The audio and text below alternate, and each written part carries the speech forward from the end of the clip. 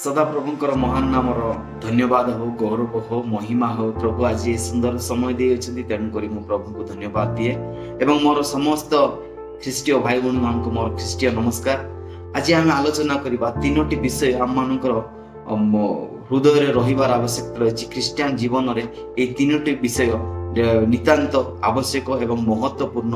प्रथम विषय होची आम माने जेकोसी अवस्था थे प्रभु को धन्यवाद देवा।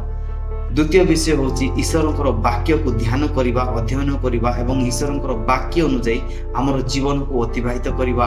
एवं तृतीय विषय होची आमे पवित्र भावे पवित्रता जीवन यापन करवा एवं सब बेले पवित्र हेबा पय आमे चेष्टा करवा।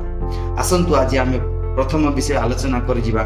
जे कोनसी परिस्थिति थिले मध्ये आमे प्रभु को धन्यवाद देबा। कोलोस्य 3 अध्याय तार 17 पद रे एभली लिखा अछि, आउ वाक्य रे कि कर्म रे तुम माने जहा किछि करो से समस्त प्रभु जीसु को नाम रे करी ताहा को द्वारा पिता ईश्वर को धन्यवाद दियो। हमें जे कोनसी परिस्थिति रे थिले मध्ये प्रभु को धन्यवाद देबा को जेपुरी हमें भूली जिबा। जे कोनसी अभाव रे थाउ, अनडन रे थाउ, रोग रे थाउ, व्याधि रे थाउ, हेले मध्ये हमें प्रभु को धन्यवाद देबा अछि। जे कोनसी परिस्थिति रे थिले मध्ये हमें प्रभु को धन्यवाद देबा अछि।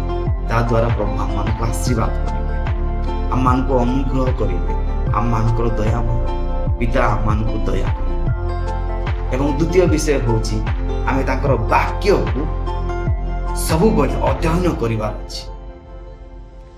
आमे आज पढि जिबा झियो 1 अध्याय 8 पद रे एबोली लिखा अछि, एही व्यवस्था पुस्तक तुम मुखर विचलित न होय, मात्र तुमे तहिरो लेखानुसार मानिबाकू ओ करिबाकू दिवारात्र ताहा ध्यान कर। ताहा कले तुमे अपना पथ सफल करिवो ओ तुमे कुशल प्राप्त हबो।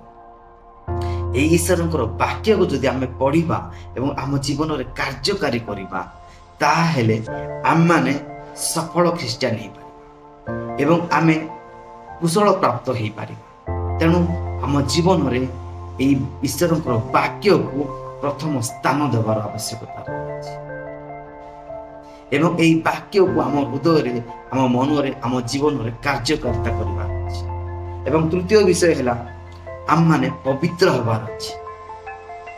आज पढि जिबा प्रथम पीतर 15 अध्याय प्रथम पीतर 1 अध्याय 15 और 16 पद रे एभली लिखा अछि, मात्र तुम मानकर आह्वानकारी जेपरि पवित्र तुमे माने मध्य आज्ञा बह संतान मानक परि समस्त आचरण रे सेही परि पवित्र हो।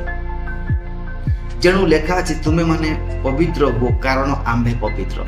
आमर परमेश्वर पवित्र परमेश्वर, आमर पिता परमेश्वर पवित्र, यीशु ख्रीष्ट पवित्र। आमे पवित्र आत्मा को साहाय्य रे आमे आम जीवन को, आम हृदय को पवित्र करबा अछि। समस्त मंदरु, समस्त पापरु आमे आमन को पवित्र करबा को आवश्यकता अछि। यदि आम माने पवित्र होउना ताहले प्रभुकर आशीष को आमे केबे मध्य पाई परिबा। प्रभुकर अनुग्रह को आमे केबे मध्य पाई परिबा। प्रभुकर आशीर्वाद को आमे केबे मध्य पाई परिबा। आमे सब बेले पवित्र होबा को चेष्टा करबा पड़िबो। पवित्र जीवन यापन करबा अछि। हमर कार्य पवित्र होबा अछि, हमर चिंताधारा पवित्र होबा अछि, हमर मनोभाव मध्य पवित्र होबा अछि। तेबे जाई आमे प्रभुंकर निकटवर्ती हे पारिबा एवं ए ख्रीष्टियान जीवन रे ए तीनोटी विषय आमान को आगु को बढ़ाई नबो, आमान को उत्साहित करिबो। तेनु आसंतु आम माने आम जीवन रे प्रभु को आमे प्रथम स्थान देवार आवश्यकता रही। प्रभु को आमर प्रथम समय आमे प्रभु को देबा एवं प्रभु को आम हृदय रे प्रथम स्थान देबा। आज अनेक लोक एई अंतर रे, एई जीवन रे अन्य मानू को प्रथम स्थान दे बसछन्ति, किंतु परिस्थिति रे पुणी प्रभु को निकट को पश्चाताप करी अनुताप करी फेरी होछन्ति। तेणु आमे प्रथम रे प्रभु को आमर प्रथम समय, प्रथम स्थान देबा, जा द्वारा प्रभु आम मानकर दैनंदिन जीवन रे आशीर्वाद करिवे एवं अनंत जीवन प्रदान करिवे। प्रभु आज छोटिया वाक्य आम समस्त को आशीर्वाद करंतु। आमेन।